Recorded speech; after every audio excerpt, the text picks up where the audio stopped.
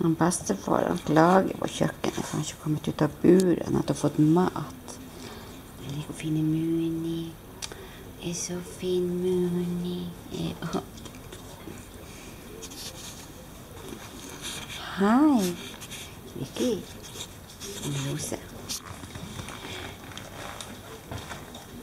Som jeg nok gjør å beholde, ja. Og så har jeg sett at hun har antallet tenner også. Ser du som hun var Jana på plass.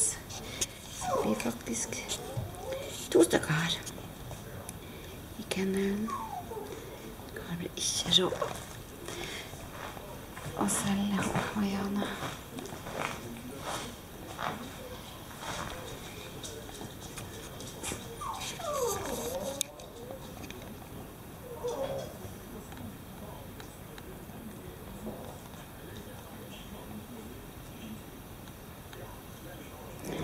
Man vet aldri hva som kan skje heller.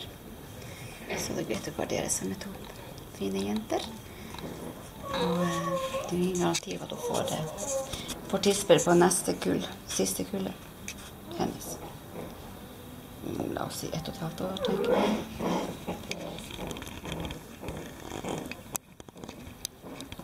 Det er Antibus.